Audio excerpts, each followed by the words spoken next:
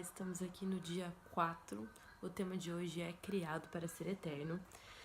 E esse é um capítulo, assim, que fala um pouco comigo, eu acho, assim, tipo, dá uns tapinhas na cara. Ele começa, assim, dizendo que essa vida não é tudo que a gente tem. A nossa vida aqui na Terra, ela é simplesmente uma preparação, uma pré-escola para o que vai vir. Até uma analogia que ele usa aqui no capítulo 4 aqui. É como os 9 meses que a gente passou no útero da nossa mãe. Aquilo não era um fim em si, não era coisa em si. Aquilo era simplesmente a preparação para a vida que a gente viria a ter. Então essa nossa vida aqui é simplesmente uma preparação para a vida eterna. Uma coisa, tem uma frase até que ele usa que é do Thomas Browne, que é: a nossa vida é apenas um parênteses da eternidade.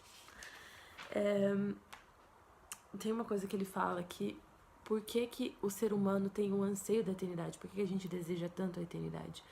Porque a gente foi criado para ser eterno, a gente não foi criado para morrer. A morte parece tão normal, a morte é tão inaceitável, porque a gente não foi criado para morrer, a gente não foi criado para isso, para ter um fim. A gente foi criado para viver para sempre, para ser eterno, para que nunca houvesse um fim. Apesar da gente não poder entender isso completamente, é uma coisa que me perturba muito, mas a gente foi criado para a eternidade, Deus colocou esse anseio no nosso coração e é por isso que a gente tem esse desejo tão forte, tão latente. E uma coisa que ele fala aqui, que a gente já falou muito sobre relacionamento com Deus nesses últimos dias, é que o relacionamento com Deus, o seu relacionamento com Deus aqui, vai determinar o seu relacionamento com Deus na eternidade. Se você vai estar junto de Deus, ou se você não vai estar junto de Deus. O que você escolheu aqui, o que você decidiu aqui, vai espelhar no que vai acontecer lá.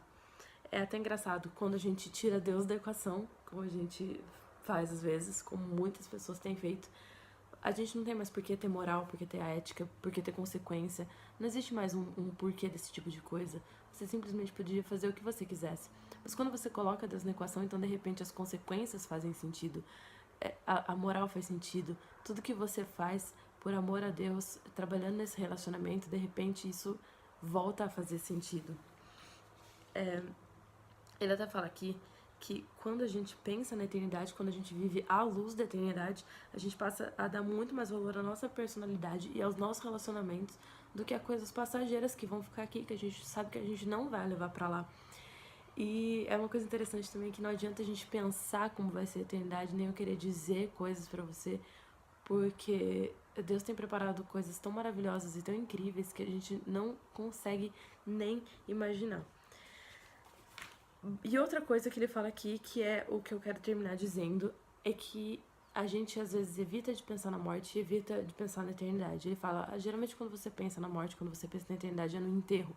E a gente pensa nisso de forma superficial. Mas a gente precisa pensar que a gente, nessa vida, se Jesus não voltar antes, a gente vai morrer. E quando você pensa que a morte é simplesmente um estágio, é você esperando para você chegar para a vida eterna, para você viver eternamente com Cristo, a morte deixa de parecer uma coisa tão absurda. Não que ela não seja absurda, mas de repente você não precisa ter tanto medo dela, porque ela não é um fim em si. Ela é simplesmente um estágio, é uma passagem pra você viver o que Deus preparou pra você, você viver o que Deus planejou, o que Deus sonhou pra cada um de nós. E a outra coisa, e pensar na eternidade também, porque quando a gente pensa sobre a eternidade, quando a gente pensa de uma vida da eternidade e que a gente foi criado para essa vida, de repente a gente começa a olhar as outras coisas com outra perspectiva, a gente começa a ver a vida de outra forma. E aí aqui eu quero deixar para vocês o tema para reflexão. Há muito mais na vida do que apenas o aqui e o agora.